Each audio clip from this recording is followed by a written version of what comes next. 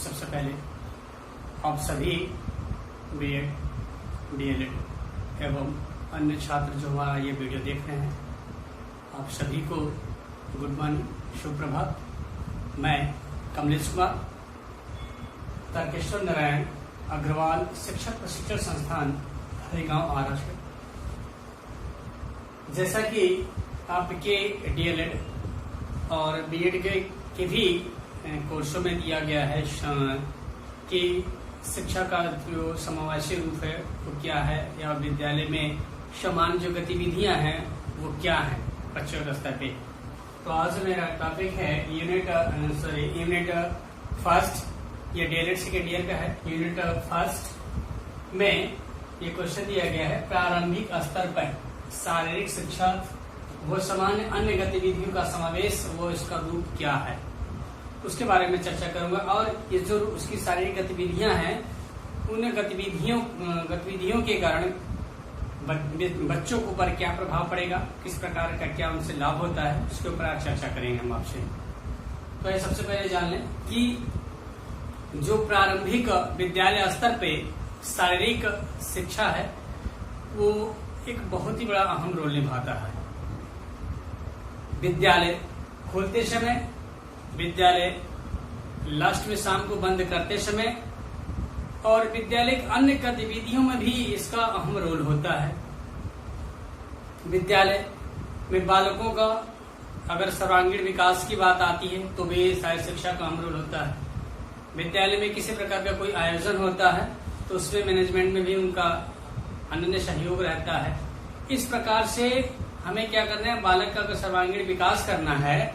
तो निर्दिष्ट पाठ्यक्रम शिक्षा के साथ साथ हमें प्रयत्न रहना चाहिए कि हमारा पाठ्योत्तर जो है, पाठ्यचर्या जो है, उसमें अन्य गतिविधियां जो विद्यालय में होती हैं उनका एक विशिष्ट रोल होता है। विद्यालय का एक जो प्रयास रहता है वो बिल्कुल एक अच्छा प्रयास रहता है और विद्यालय में जो भी गतिविधियां हो वो इस प्रकार की हो जैसे बच्चे उसमें बिल्कुल सरलता से भाग ले सके। उनमें भाग लेने से अनेक प्रकार की उनकी जो आंतरिक क्रियाएं विकसित होती हैं, जैसे मानसिक हो गई उनकी, और तनाव हो गया, ये शारीरिक हो गई, नैतिक हो गई, सामाजिक गतिविधि हो गई, चाहे आध्यात्मिक विकास हेतु, इन सारे विकासों से, इन सारे पहलुओं से वो अगर भाग लेते हैं तो उनको ये बेनिफिट होता है, ये उनकी जानकारी उनको मिलती है, इनसे उनकी ये जो अध्यात्म से जुड़ने की बातें आती है या समाज से प्रति जो भी है चीजें, उनको एक अच्छा लाभ देता है ये पार्टिसिपेट करने से। किसी प्रकार का अगर विद्यालय में कार्यक्रम होता है तो बच्चों को पूरे सहयोग करें, आप उन्हें हर एक गतिविधियों से जोड़ने का प्रयास करें। इन गतिविधियों में जोड़ने का प्रयास, अन्य गतिविधियां जो होती है उसमें सारे शिक्षा का अहम रोल होता है। जैसे अगर आपके विद्यालय में अगर कार्यक्रम होता है किसी प्रकार का, तो सबसे पहले क्या उसमें हम देखते हैं कि अगर विद्यालय खुल गया सुबह में तो वंदना कराते हैं, तो वंदना में भी शारीरिक शिक्षा का अहम रोल होता है। लाइन सीधा कराना, उनको अनुशासन में रखना, उनसे उनकी समस्या के बारे में पूछना, ये तमाम पहले जो अवस्था होती है विद्यालय खोलते ही, ये विद्यालय के पहला ही एक सीढ़ी होता है कि हम वंदना कराते हैं। वंदना के दौरान हमें क्या किस प्रकार से खड़े होना है, ये सारी चीजें उनको हम एक शारीरिक शिक्षा के माध्यम से पता चलता है। उसके बाद एक शारीरिक गतिविधियां होती हैं। जब प्रार्थना होने के बाद हम बच्चों में क्या करते हैं, मार्च पीटी, उसके बाद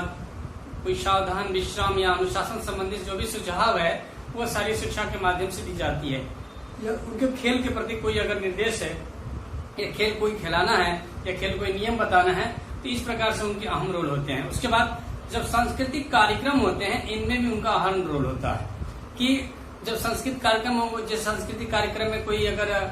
फेस्टिवल है, हमारा कोई विद्यालय आयोजन है, उस विद्यालय में हमें बच्चों को कैसे सजो कर रखना, कैसे अनुशासन में रखना, कैसे उनको निर्देश देना, कैसे उनको बना के रखना, जोड़ के रखना, वो सारी चीजें इनसे मिलती है। उसके बाद हम विद्यालय गतिविधियों में देखते हैं कि वैज्ञानिक गतिविधियां अहम होती हैं, जो हमारी तकनीकी होती हैं, वैज्ञानिक तकनीकी गतिविधियां होती हैं, इनको भी रखना विद्यालय में बहुत अहम रोल होता है। उसके बाद हमारा वैदिक गतिविधियां होती हैं, इनको भी रखना एक महत्वपूर्ण पहलू होता है। इसके बाद हम कहीं कहीं पर देखते हैं कि विद्यालय के दौरान अगर किसी प्रकार कोई घटना या कुछ ऐसा हो जाता है तो हम छात्र के पिता या उसके अभिभावक को खोजते हैं। तो इनके लिए क्या करना, इन अन्य गतिविधियों में सबसे पहले हमें जोड़ना है कि अभिभावक और शिक्षक के बीच जो सामंजस्य है उसकी एक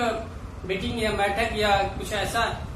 योजना तैयार किया जिससे उनके हर महीने, हर हफ्ते या 15 दिन पे उनके बच्चे का रिपोर्ट या उनसे बच्चे की जो भी समस्या है उनसे हम देके सुलझा सकते हैं, बात कर सकते हैं। उसके बाद एक आता है इसमें कि जो शैक्षिक भ्रमण होता है, शैक्षिक भ्रमण के दौरान भी इसमें विद्यालय के शारीरिक शिक्षक का अहम रोल होता है कि वो भ्रमण के दौरान किस प्रकार से कैसे अपना चलेंगे, लाइनअप करेंगे, कैसे कहाँ पर खड़ा होना है, कैसे कहाँ पर अपने आप को सुरक्षित रखना है, सारी चीजों का दिशा निर्देश शारीरिक शिक्षा के माध्यम से मिलता है। उसके बाद अब हम देखते हैं कि जब विद्यालय गतिविधियां हैं उनमें भी एक बहुत ही महत्वपूर्ण अहम रोल होता है कि शिक्षक या चिकित्सक जांच। तो हमें क्या करना है, इन गतिविधियों में हमारे विद्यालय प्रबंधन को ये चीज ध्यान रखनी चाहिए, बात ध्यान रखनी चाहिए कि हमें हर 15 दिनों पे या हर सप्ताह में या हर 15 दिनों पे या महीने में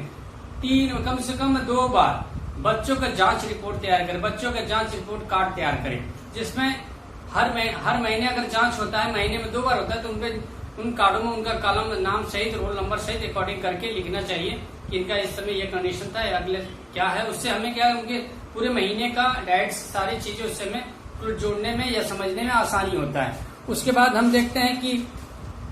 विद्यालय में जब किसी प्रकार का ऐसा गंदगी या कुछ ऐसे वातावरण हमें फ्रेश नहीं मिलते हैं, तो उनके लिए क्या करना है कि हम पर्यावरण से संबंधित एक कोई गतिविधि आयोजित करते हैं जिससे बच्चे को ये समझ में आए कि ये हमारे लिए इम्पोर्टेंट है, हम इससे पर्यावरण अगर हम दूषित नहीं रखते या सफाई रखेंगे तो जिससे हमें लाभ होगा। इन सारी चीजों पर हमें पर्यावरण का एक गतिविधि एक तैयार करिए, विद्यालय में इसे जोड़ना चाहिए। उसके बाद एक होता है आधुनिक तकनीकी। इसमें क्या करना है, हमें आधुनिक तकनीकी से जोड़ने का प्रयास या उनको जानकारी देने का प्रयास किया जाता है कि आधुनिक, जैसे हम पहले क्या करते थे, ब्लैक बोर्डों पे चाक से इत्यादि चीजों से लिखते थे, लेकिन अब क्या करते हैं हम लोग, थोड़ा सा हमारा चेंज हुआ, तकनीकी चेंज हुआ, तो हम व्हाइट बोर्ड मार्कर का प्रयोग करते हैं। उसके बाद ऑनलाइन का प्रयोग करते हैं। जैसे आज के जो वर्तमान समय में चल रहा है कि अगर छात्र और टीचर से संपर्क नहीं है, सामने बिल्कुल फेस टू फेस नहीं है, तो उनको हम कैसे एजुकेशन दे, कैसे क्या करें, तो उनके लिए क्या है, आधुनिक तकनीकियों से जोड़ना भी, या उनके विद्यालय उनके कक्षाओं में एक आधुनिक तकनीकी का भी कोई ऐसा कार्यक्रम कराया जाए जिसमें हमारा जो है आधुनिक तकनीक के बारे में बच्चों को जानकारी हो कि क्या होता है, जिससे उसके आगे चल के लाभ। उसके बाद विद्यालय गतिविधियों में एक और है कि वाहन सुविधा की एक व्यवस्था की जाए जिससे बच्चों में एक ऐसा जागरूक, ऐसा मतलब निरर्थकता ना हो कि जैसे वो अपने आप सोचे कि बहुत दूर मेरा विद्यालय है या विद्यालय में जाने में ये कंडीशन ये होता है। तो इस प्रकार के हमें क्या करना है कि वाहन अगर होता है तो विद्यालय में बच्चे आसानी से जा सकते हैं, उनको थकावट कम होगा और माइंडली प्रेशर नहीं होगा, इससे बच्चों का जो विकास हो सकता है। उसके बाद विद्यालय की जो सामान्य और गतिविधियां हैं उनमें क्या होता है कि जब हम प्रार्थना के समय बच्चों को जब एकत्रित करते हैं, उनकी समस्या को सुनते हैं, तो वहां पर हमें क्या करना है कि समाचार जानकारी की, वर्ल्ड की, सामान्य राज्य की, जिले की क्या वर्तमान स्थिति है, क्या नया न्यूज है, क्या उनके लिए जरूरी है समझना जानना, उसके बारे में एक टीचर के माध्यम से या शिक्षक या शारीरिक शिक्षक के माध्यम से या कोई और अन्य शिक्षक के माध्यम से बच्चों को ये सूचना या जानकारी या न्यूज के बारे में बताना अति आवश्यक है, जिससे बच्चों का विकास हो सके, जीके सामान्य ज्ञान हो सके। उसके बाद एक होता है कि वर्तमान समस्या की बच्चों या विद्यालयों में होता है, कई बच्चे ऐसे होते हैं जो थोड़ा सा कैचिंग पोजीशन उनका पकड़ने या ऑब्जर्व करने की जो पोजीशन वो थोड़ा स्लो होता है, किसी का फास्ट होता है, किसी का अन्य समस्याएं होती है। तो इन सारी समस्याओं को लेकर जो वंदना के समय ही एक ऐसा टाइम निकलना चाहिए 2 मिनट या 4 या 5 मिनट का, कि बच्चे की जो समस्या है, बच्चे से रिलेटिव या जो भी हमें कुछ सूचना देना है उनसे उन समय बात कर सके, उनकी समस्या को हम दूर कर सकें। उसके बाद होता है स्वास्थ्य संबंधी या स्वच्छता संबंधी, परिधान संबंधी, कि बच्चे के ऊपर अगर किसी प्रकार कोई ड्रेस कोई अच्छी नहीं है या बच्चा साफ सुथरा नहीं पहनता है, तो उनके ऊपर हम क्या करते हैं 2 मिनट का समय लेते हैं, स्वच्छता के ऊपर उनसे बात करेंगे, उनको क्या पहनना है क्या नहीं पहनना है, किस प्रकार से उनको विद्यालय आना है, कैसे शौच क्या है उनका दिनचर्या के बारे में उनको बताने का पूरा प्रयास किया जाए। ये हमारी जो है सामान्य गतिविधियां हैं जो विद्यालय में निरंतर होनी चाहिए, इससे बच्चे का विकास हो। उसके बाद एक आता है महापुरुषों का, जब हम वंदना के समय ही बच्चों पे एक ऐसा थोड़ा सा लेख, एक ऐसा निबंध जो हम बताएं, एक ऐसे निबंध का जो लिखने के बाद उनको बोलने का तरीका, उनको जो या ऐसे महापुरुषों के बारे में 1 मिनट के लिए चर्चा करें, जिससे बच्चों को ये लगे नहीं हमारे महापुरुष या स्थानीय महापुरुष या जिला का या राज्य के कोई ऐसे हमारे हैं जिनके बारे में हम बच्चों के सामने 1 मिनट की शॉर्ट में संक्षिप्त में करके उनका इतिहास, उनके जीवन परिचय को बताने का प्रयास करें। ये आपका हो गया ये हो गया प्रारंभिक विद्यालय स्तर पर शारीरिक शिक्षा और सामान्य अन्य गतिविधियों का समावेश। मतलब आपको जितने मैंने बताया 10 से 15 पॉइंट से ये गतिविधियां विद्यालयों में होनी चाहिए, जिससे बच्चे का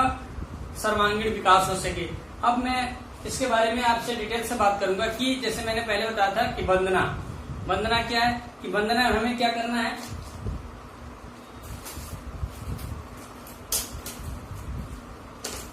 वंदना में जैसे हमें करना है संगीत में स्वर, उसके बाद आपको किसी प्रकार के आप जिसको मानते हैं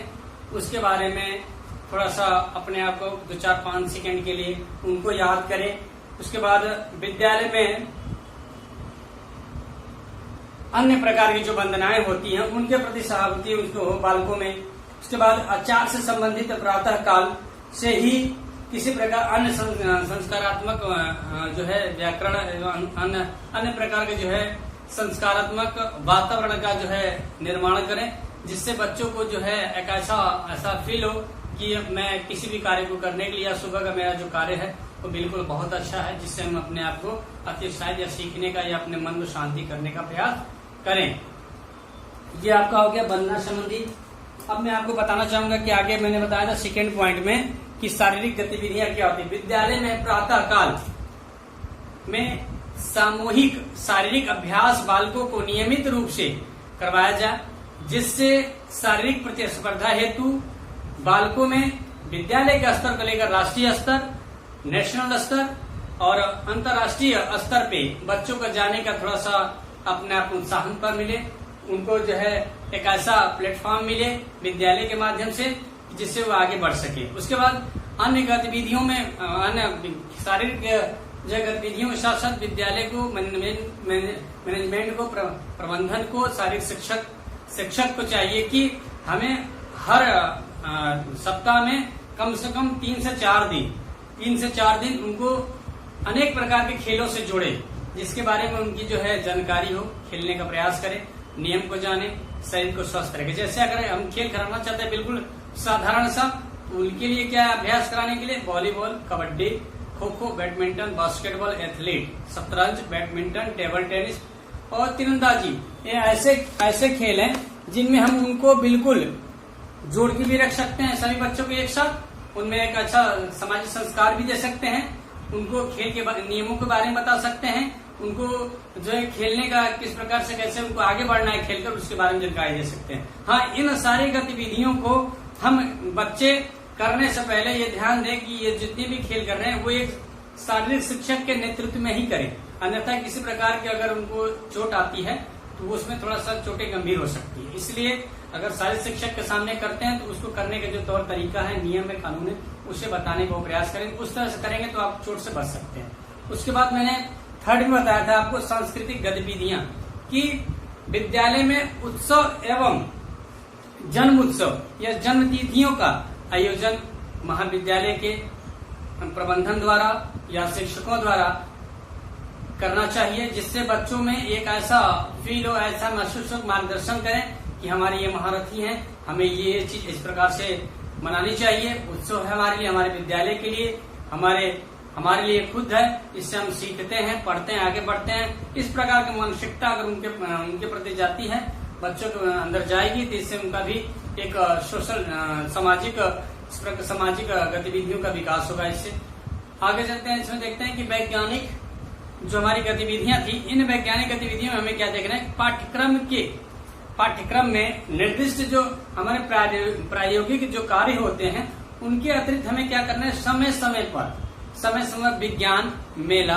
प्रदर्शनी जैसे करते हैं ना, कि हम कोई टूल्स बना के बच्चों के सामने या बच्चे टूल्स बना के कहीं जगह पर रखते हैं, या हम अपने लाइब्रेरी में बच्चों को ले जाते हैं, तो उनमें भी जगह जगह का जो है टूल्स विज्ञान से संबंधित रखते हैं, जिससे बच्चे देखकर क्या होते हैं, सीखने का प्रयास करते हैं। उनको ऐसा लगता है नया चीज मेरे लिए, हम सीखेंगे तो आगे बढ़ेंगे। तो ऐसी चीजों को जो है हमें रखना चाहिए लाइब्रेरी में। ऐसे चीजों को बच्चों को दिखाना चाहिए जिससे उनका जो सामाजिक विकास हो,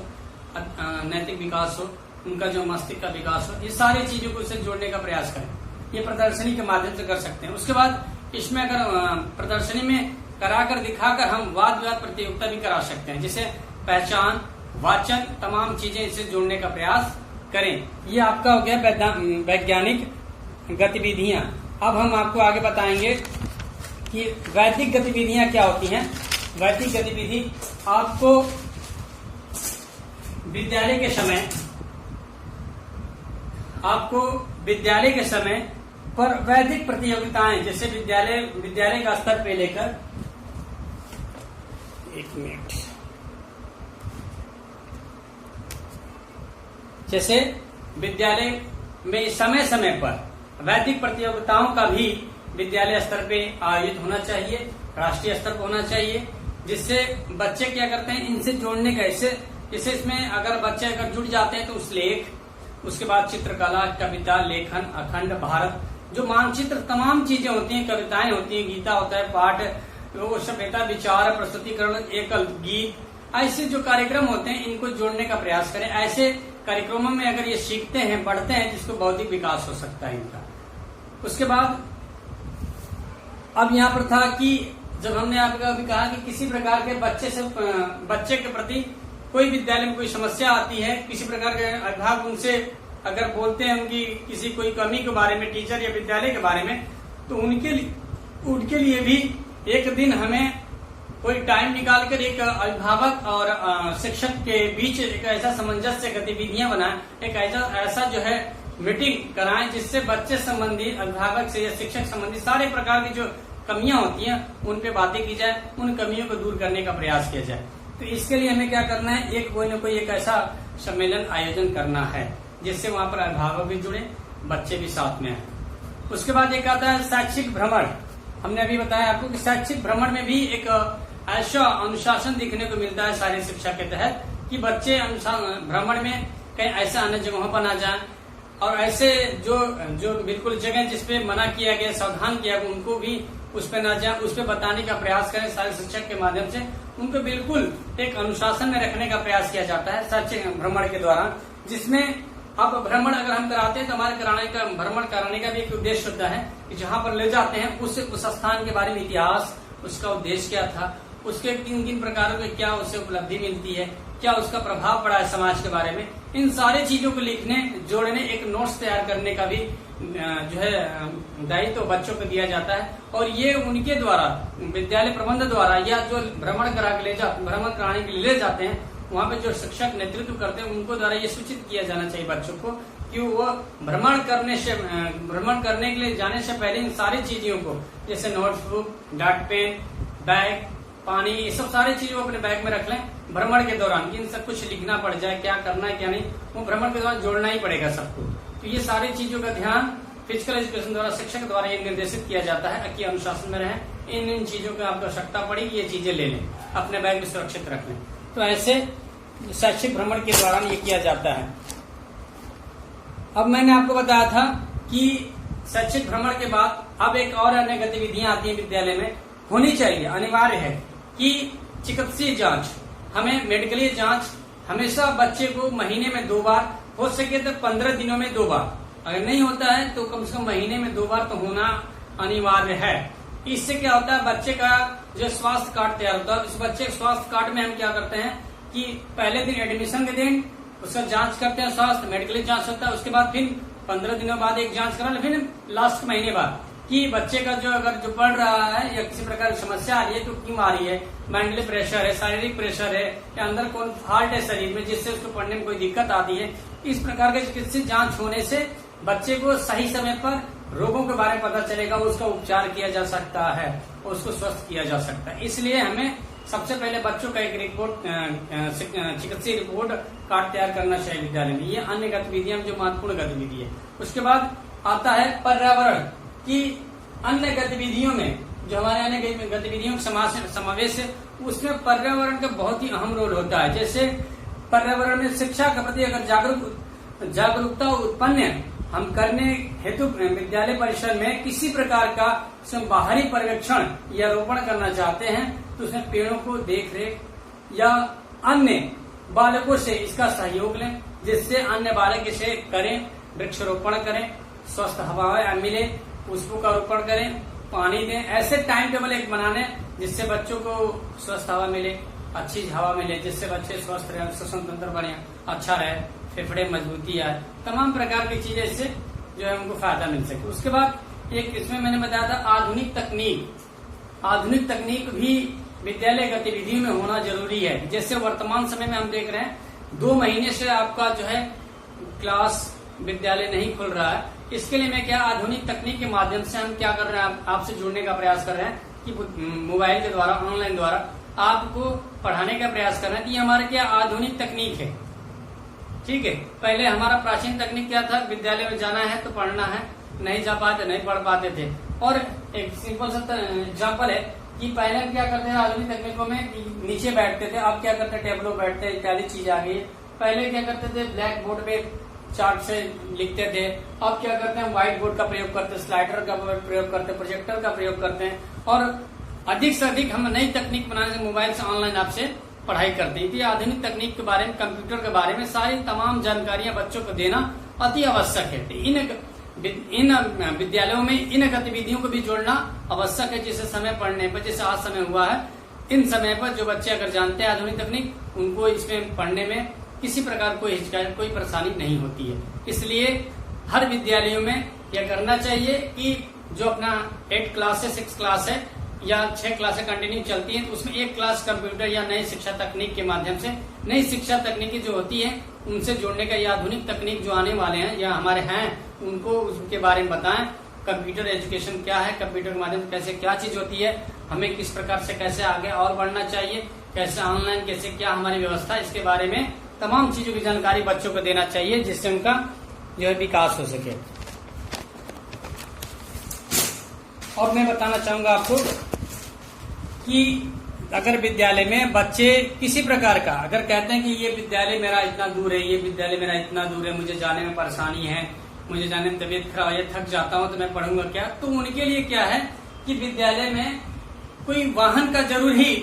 सुविधा बनानी चाहिए, जिससे बच्चे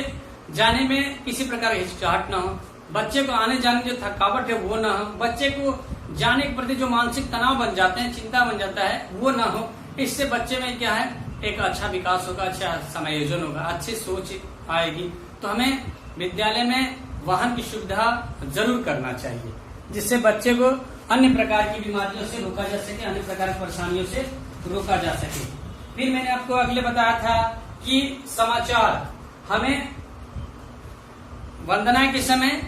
जब वंदना हमारा बच्चे करते हैं, लाइन में खड़े रहते हैं, तो उस समय हमें क्या करना है, न्यूज जो वर्तमान समय का, जो उस दिन का न्यूज, कोई मुख्य न्यूज होता है उसके बारे में 1 मिनट बच्चों को बताएंगे कि आज का न्यूज ये है, आज हमारे देश में ये चीज घट रही है, ये चीज हो रहा है। इससे बच्चे क्या होते हैं, इनके सामान्य ज्ञान, इनके बढ़ने का प्रयास, सामान्य ज्ञान बढ़ता है, उनको उसके प्रति चेष्टा उनके जागृत होता है कि हम भी इस चीज को पढ़ें, जानने का प्रयास करें। इससे हमारा ये सामान्य ज्ञान बढ़ता है बच्चों का। उसके बाद एक था मैंने बताया था कि वंदना के समय ही 1 मिनट और एक्स्ट्रा निकालें, जिससे वंदना हमारा 15 से 20 मिनट में चलता है, तो 20 मिनट के अंदर अन्य गतिविधियों को बात करें। जिसमें था हमने बताया था कि वंदना के समय ही 1 मिनट और समय निकालें, जिसमें वर्तमान स्थानीय महापुरुष या अपने जिले के महापुरुष या आपके राज्य के जो महापुरुष हैं या हमारे देश के जो महापुरुष हैं, उनके बारे में थोड़ा सा 1 मिनट संक्षिप्त में उनका परिचय दें, जिससे बच्चे प्रभावित हों, उनको जानने का प्रयास करें, उन्होंने क्या किया था, कैसे, क्यों उनका नाम यहाँ लिया जा रहा है, क्यों मुझे बताया जा रहा है, ऐसी रोचक बातें उनके अंदर आने का या सीखने या जानने का प्रयास करें। तो हमें 1 मिनट में किसी महापुरुष को पर डे, प्रतिदिन किसी न किसी एक महापुरुष के बारे में संक्षिप्त परिचय दे उनका, जिससे बच्चे को